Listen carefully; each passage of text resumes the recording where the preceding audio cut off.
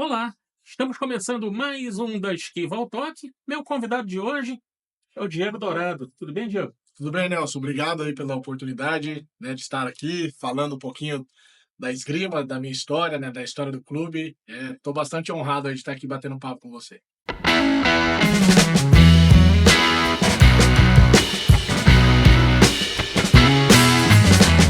Bom, então vamos começar nosso papo com a tua vida, né? Porque você surge na esgrima brasileira com um projeto totalmente novo. Como é que surgiu essa tua ideia?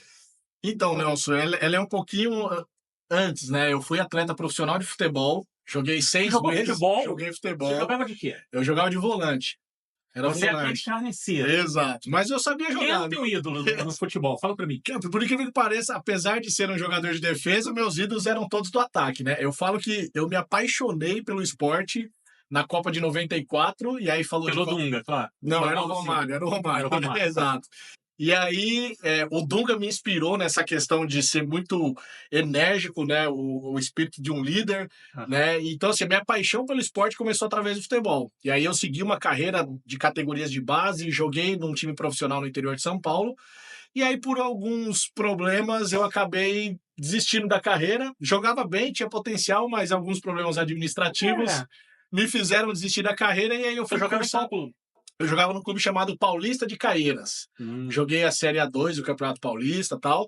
E aí eu larguei o futebol e fui fazer faculdade de Educação Física. E aí eu Quantos sempre. gols, vai? Fala pra mim. Oi? Quantos gols? O gol fazia pouco, viu? Mas eu tinha um. Quanto? Pouco? Quanto? Um, No dois, profissional, acho que eu fiz três? uns três, eu acho. 3 gols? Exato, mas no profissional, mas nas categorias de base, chutava muito bem de fora da área, então fazia bastante gol. Ah, E aí depois eu migrei para a faculdade de Educação Física e assim, com a ideia que eu seria técnico de futebol.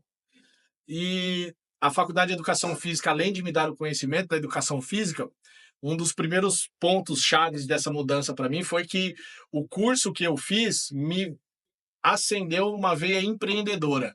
Né? Os nossos professores, além de dar a área específica da educação física, eles também nos instruíam a ter essa visão empreendedora do cenário do esporte. uhum. E aí eu fiquei com aquilo na cabeça, vendo de que maneira eu conseguiria ser um empreendedor do esporte, até que nós assistimos uma palestra de esgrima, né, na nossa faculdade, e ali eu olhei uma oportunidade para fazer algo diferente. Comecei a analisar, porque na minha época, os profissionais de educação física que se formaram ou iam para a área fitness do personal e das academias, ou falando de esporte, ia para o futebol. E aí eu enxerguei, primeiramente na esgrima, uma oportunidade de fazer algo diferente. E aí eu e o Ricardo Salles, né, que hoje é o proprietário da Life Quality, que era meu companheiro de turma na educação física, a gente resolveu ir conhecer a esgrima. Na verdade, ele foi primeiro e eu fui depois.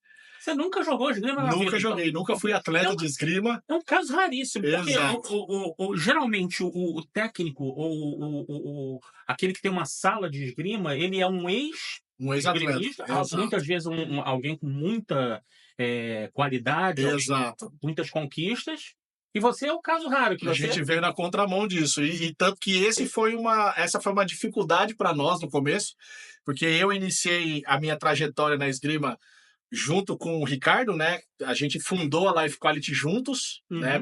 Porque eu sou de São Paulo. E aí a nossa grande dificuldade era essa, porque a gente não era atleta, a gente não tinha nenhuma história na esgrima e estava iniciando um trabalho com aulas para crianças.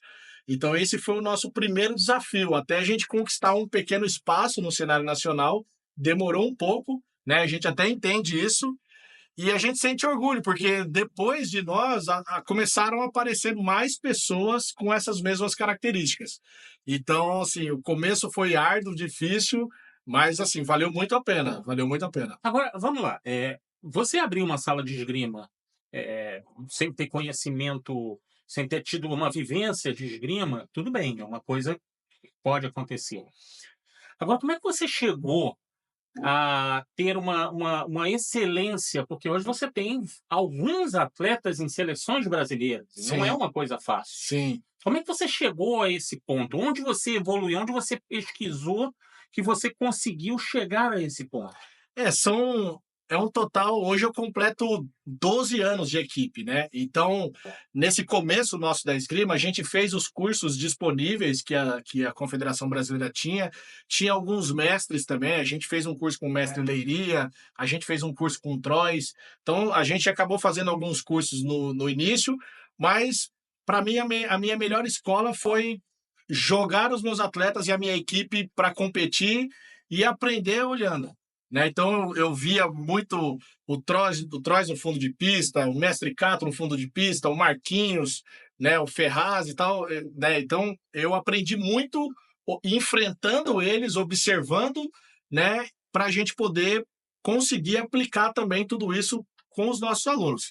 E a gente tem resultados expressivos, né? Tem uma equipe com bastante atletas que alcançam aí os pódios, as equipes nacionais. Pela primeira vez a gente teve atletas na seleção brasileira adulta esse ano, para isso é um motivo de muito orgulho para nós, né? Então isso é fruto de muito trabalho. E eu entendo também que parte desse sucesso é o que eu acredito como fomento do esporte. É a gente tirar da quantidade a excelência. Então, a gente é uma equipe que tem mais de 600 praticantes lá na nossa região, então fica mais fácil você tirar o talentoso de um montante de 600. Né? Então, eu vejo também os resultados que a gente alcança pela quantidade de alunos que a gente tem. Então, eu consigo visualizar mais para frente que se a gente aumentar essa quantidade de alunos, a gente vai conseguir ter mais atletas talentosos, né? Então fica mais fácil você peneirar um talento numa quantidade gigante do que peneirar entre 20. Né? Então a gente acredita que também esse é um resultado, né, um motivo do nosso sucesso com alguns atletas aí. Agora, o programa aqui é para contar história. Tem alguma história boa da época que você não conhecia muito de esgrima? Conta para mim. Olha, eu vejo a nossa primeira participação no Campeonato Brasileiro, é muito claro para mim porque foi histórico para nós, né? A nossa primeira participação no Campeonato Brasileiro infantil, são 10 anos atrás, isso em 2014, lá em Curitiba, nosso conhecimento era muito básico. Né? Então, eu lembro, eu vejo vídeos, né, da gente naquela competição e as instruções eram instruções totalmente diferentes do que a gente passa hoje, né? Era o estende o braço, que esse era o Essa é a coisa mais fácil do mundo. exato, estende o braço que você vai tocar. Então a gente tinha crianças lá no sub-9, sub-11, então a gente olha e fala, poxa, melhoramos bastante. Temos muito para melhorar ainda, mas de lá para cá a gente já melhorou bastante já. E as nossas histórias lá na região, né? A gente brinca que uma medalhinha de bronze vira uma pauta para matéria lá na nossa cidade que a gente aproveita muito, porque sai em jornal, falta desfilar no caminhão de bombeiros. Era a minha próxima pergunta, porque é o seguinte, Exato. esgrima, vamos lá, Rio de Janeiro, São Paulo, Belo Horizonte, Curitiba, Porto Alegre. Como é que caipira também joga esgrima? Opa, joga e joga bem, hein? Joga bem. Foi um desafio chegar em Lins, uma cidade, assim, se a gente for listar, não tinha nada favorável para a esgrima ser sucesso na cidade. Uma cidade de 70 mil habitantes, uma cidade que ninguém conhecia a modalidade, uma cidade quente, né? Quente. Muito calor, você esteve lá e viu, né? Então, tudo desfavorável para que a esgrima fosse um esporte, né, que fizesse sucesso lá. E caiu nas graças da cidade. Depois a gente teve oportunidades de expandir para outros lugares. Hoje a gente está em 10 cidades da região. Então você vê que o caipira também consegue jogar esgrima, né? O pessoal do interior sabe jogar também. Mas vocês chegavam realmente ao prefeito e a receber vocês? Sim, não. A gente, agora no final do ano, nós vamos ter um encontro com o prefeito de Lins, com todos os medalhistas da cidade. Vamos na rádio para fazer um resumo da temporada. A gente tem Já comeu de graça? Vixe, bastante.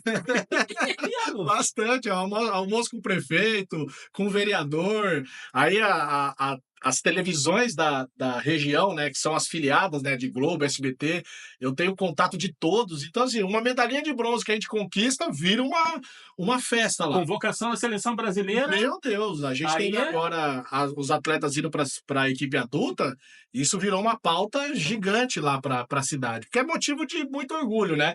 Porque se for comparar com outras modalidades, são poucos os atletas que conseguem atingir um nível nacional como os atletas da esgrima têm atingido lá em Lins. Então, o prefeito da cidade olha para a esgrima com muito bons olhos. Já visto toda a movimentação que a prefeitura, a Secretaria de Esportes da região, né, da cidade, fizeram para levar o torneio nacional infantil para lá.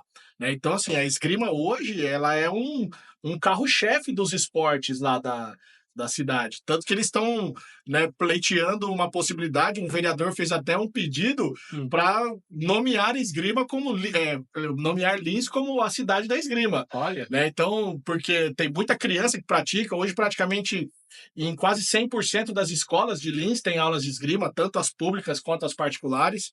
Então, foi um trabalho que chegou na cidade e chegou para ficar.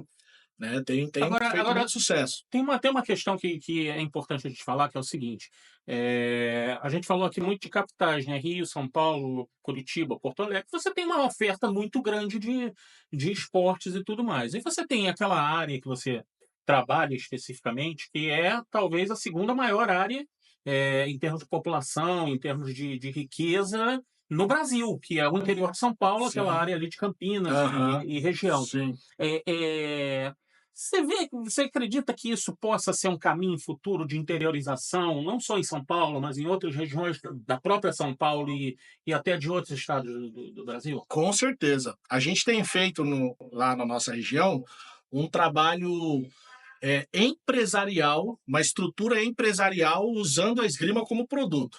E a gente está validando esse processo e a gente está conseguindo ter sucesso numa micro-região que, se for ver, não tem 200 mil habitantes. Então, a gente entende que esse processo validado e implantado nesses grandes centros, a esgrima tem um potencial gigantesco para crescimento, para fomento. É um esporte que atrai muita gente. Então, a gente tem percebido que está faltando para as pessoas terem acesso à prática. Né? E aí, isso, conversando até com o Machado recentemente, a gente agora está conseguindo ver, porque a Confederação tem feito um trabalho magnífico na formação de novos técnicos, e isso eu acredito que a longo prazo vai fazer a esgrima explodir no país. Você acha que esse caminho que a CBE está tomando é legal para esse movimento, né? Com certeza, porque assim, nós temos demanda, nós temos clientes em potencial, o que está faltando é nós termos um prestador de serviço. No caso da esgrima, o professor, o técnico. Então, a gente entende lá em Lins, o Dourado Esgrima Clube, com uma equipe reduzida, a gente conseguiu atingir 600 adeptos, né?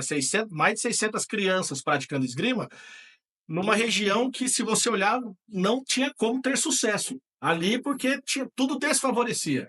Então, se você pegar um grande centro, né, como Campinas, como Ribeirão Preto, como Presidente Prudente, como São José do Rio Preto, onde nós já estamos, hoje em São José do Rio Preto, eu já estou quase igualando em números de faturamento o que eu tenho em Lins, em pouco tempo.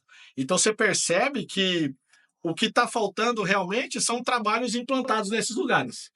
Né? E a nossa meta é essa, é uma meta meio ousada, mas eu tenho como objetivo ter uma unidade do Dourado Esgrima Clube em cada estado. Você virou um empreendedor assim, fabuloso. Daqui a pouco você está doando para a campanha. A nossa ideia é essa, porque a gente foi percebendo que a gente tem um produto muito poderoso na mão, muito poderoso. Hoje, a gente tem um trabalho de divulgação do Dourado Esgrima Clube na nossa região, que a gente consegue agendar 60, 70 aulas experimentais por mês. Aí eu vou te perguntar uma coisa. O esporte, ele ainda engatinha nessa questão de, de tratar mais profissionalmente, de ser tratado mais profissionalmente.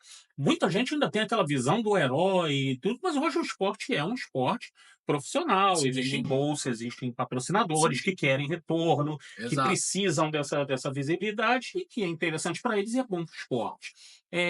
Você acha que essa caminhada ainda é longa? O que o esporte ainda precisa, na tua visão de empresário agora? Eu vejo hoje na nossa cultura, né, da esgrima nacional, que primeiro esse cenário ele precisa ser mudado com os atletas. Então, por exemplo, eu às vezes sento com meus atletas para falar com eles sobre gestão de carreira. Todos eles que já estão competindo a nível nacional e internacional vivem falando qual é o caminho que eu preciso para ter um patrocínio. Aí eu falei, então tá bom, então peguem seus celulares e abram os Instagrams de vocês agora. Qual que foi a última publicação que vocês fizeram? Né? Então, eu acho que falta na comunidade dos atletas da esgrima brasileira um trabalho que ele mesmo pode fazer, que é de vender a própria imagem e vender a esgrima como um esporte. Como um produto. Exato, como um produto. Então, se eu olho, eu sou um empresário que quero patrocinar um atleta da esgrima, hoje eu prefiro ir no atleta que tem mais visibilidade no Instagram do que aquele atleta que tem resultado e tem um Instagram totalmente inativo. Claro. Porque a empresa ela precisa de visibilidade. E hoje a gente tem uma ferramenta poderosíssima na mão, que são as redes sociais. Então eu acredito que este cenário, ele primeiro precisa mudar com a cultura dos atletas do Brasil em fazer uma gestão de carreira, inclusive em redes sociais. Hoje são poucos que têm isso. A nível, pegar os nossos top 10 atletas brasileiros, são poucos que têm uma gestão de mídia social, de redes sociais, e a gente precisa disso. E isso também depois se estende aos clubes, às equipes, né?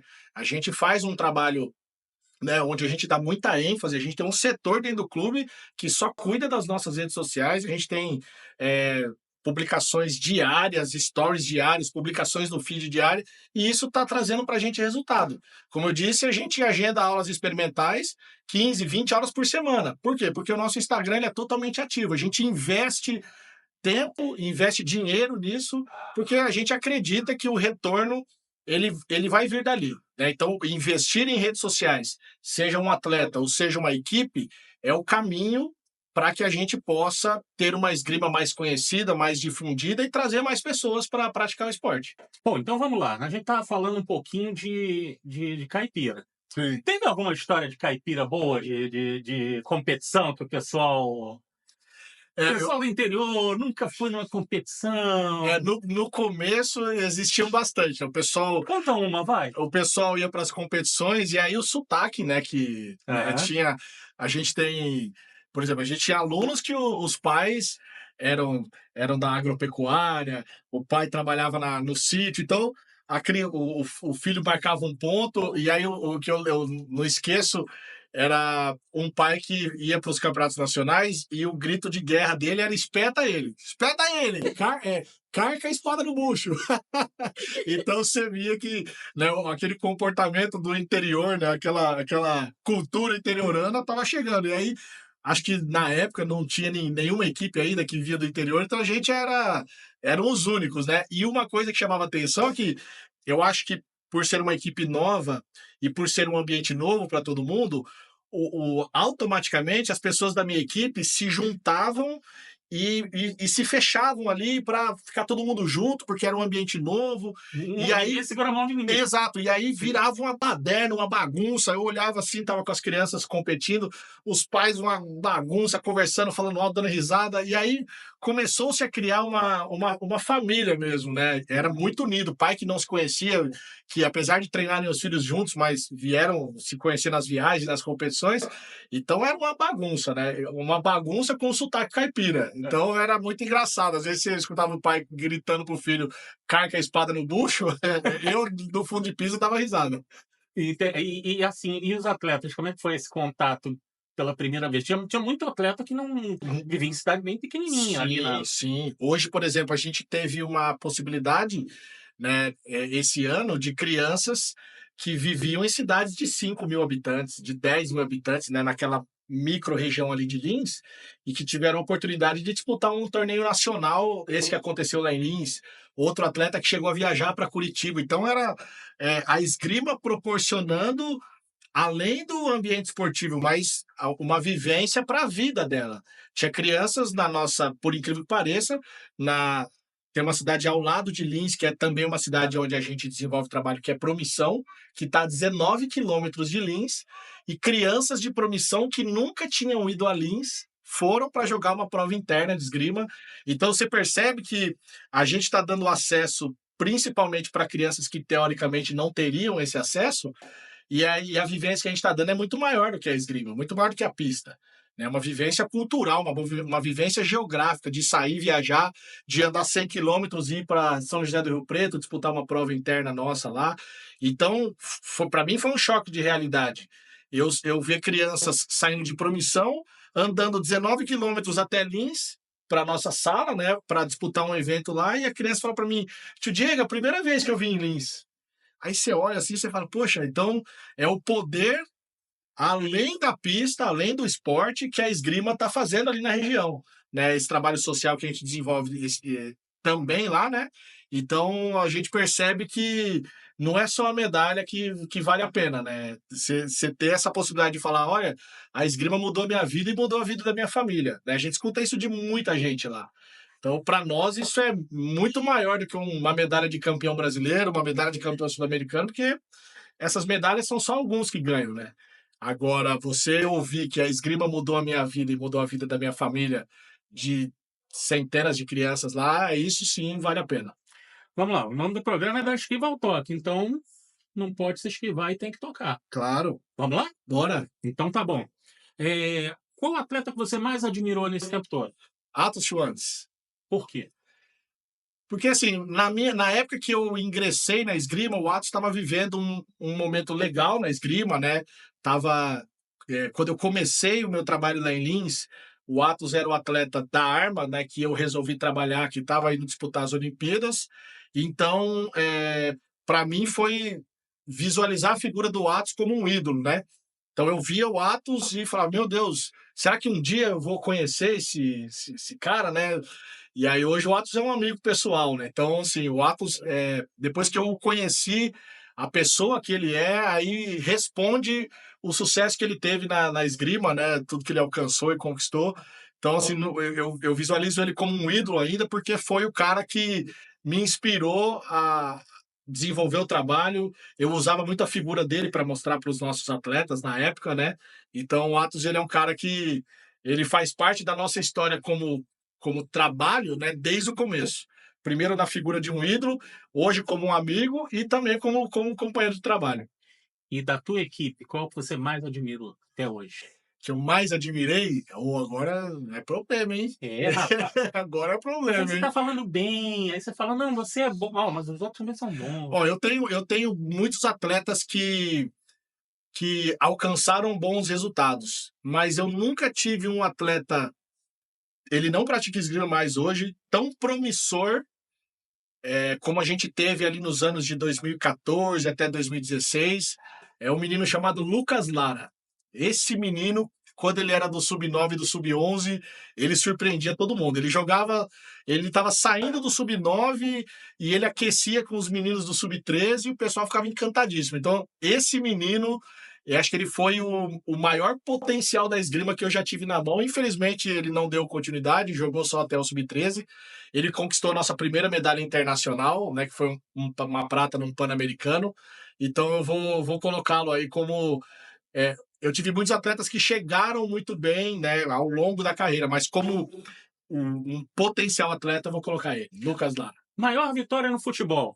Ih, agora deu. Maior vitória no futebol foi quando eu jogava no clube da Volkswagen. Ih, rapaz, Eu joguei no clube da Volkswagen durante 4 anos. bicho era carro? Não, não, a gente era do infantil e a gente ganhou um campeonato, ele chamava Mundialito. Eram 4 equipes dos Estados Unidos e 4 equipes do Brasil, Hum. e ali da região São Bernardo do Campo, litoral, então a gente jogou a final contra o Santos. Hum. E aí a gente já tinha entrado achando que ia perder, a gente ganhou o jogo de 3-2 e eu fiz o Caramba. último gol. Então aquela Você fez lá, gol? fiz gol nesse Era gol. um dos 3 gols? Nas categorias de base eu era um volante que Os 3 fazia gols gol. era, Não, foi esse? os 3 gols eram do profissional, mas nas categorias de base eu fazia bastante gol. Fazia. Fazia. E aí foi uma vitória, assim, marcante. Só que, infelizmente, naquela época, eu com 14 anos de idade, 15 anos, não existia celular, não existia. Não tem uma foto desse dia, não tem um vídeo, não tem nada. Rapaz, Então, isso é um problema sério. aí não dá, mas essa foi a maior vitória no futebol. Não, Foi bom que a essa. gente pode contar mentira. Exato, exato. Vamos lá. Maior vitória na esgrima. Maior vitória na esgrima, eu acho que é meio clichê falar isso, mas eu acho que a gente teve muitas conquistas nacionais e internacionais, mas para mim a maior vitória na esgrima é ouvir de pessoas, né, da confederação, de atletas renomados da esgrima, de técnicos, que o nosso trabalho é um exemplo para muita gente. né? Eu que vim lá, não sabia o que era esgrima, nunca fui atleta, cheguei num ambiente que todo mundo olhava para mim como um curioso da esgrima, e você pelo menos ouvir isso uma vez, falou, pô, Diego, parabéns, cara, o seu trabalho ele é exemplo para bastante gente. Então, essa é a nossa maior vitória. Essa é a nossa maior vitória. Qual foi o pai mais chato que você já enfrentou, já teve na vida? Eu sei, o Diego Dourado. É mesmo? Meu filho é atleta, Tô chato. eu sou chato. Eu até hoje não aprendi a ser técnico do meu filho no fundo de pista. Todo Isso é uma mundo... desgraça. Isso é. Todo mundo fala. O Marquinhos chegou em mim no último campeonato e falou: cara, você, quando tá com seus atletas, você é um, mas quando você tá com o Guilherme, você é outro. Então eu me considero o pai mais Você é chato. chato por quê? Vai, fala pra mim. Ah, porque eu acho, assim, acho não, tenho certeza, né? Eu cobro dele mais do que todos os outros, né? E O teu aí, filho deve achar você o meu técnico mais Deus. chato do mundo. É, ele fala, não, pai, não vai você não, vai outro fundo de pista, porque nós dois juntos a gente não funciona. Então, eu me considero do lado de fora da pista como o pai mais chato que tem no clube sou eu. Tá bom. E vamos lá, pra gente fechar. O que você quer deixar de legado na tua vida e no teu trabalho que você desenvolve tão bem há tanto tempo? A ouvir de mais pessoas que a esgrima tem mudado a vida delas, como a gente já tem ouvido, e conseguir desenvolver um trabalho, colaborar para que a esgrima seja um esporte difundido a nível nacional. Esse é o meu grande sonho, meu grande objetivo como técnico, como pai de atleta, como empresário da esgrima, como amante do esporte, que eu aprendi a gostar. E eu acho que é um caminho possível que a gente ainda da comunidade da esgrima às vezes acha que não é, mas é um caminho possível e esse é o meu grande sonho, a hora que eu terminar minha carreira como técnico de esgrima, de ter colaborado com esse processo de levar a esgrima para o Brasil inteiro. Parabéns, Digão. Nelson, obrigado, viu? Sucesso. E a gente volta com Da Esquiva ao Toque a qualquer momento. Valeu, pessoal. Até a próxima.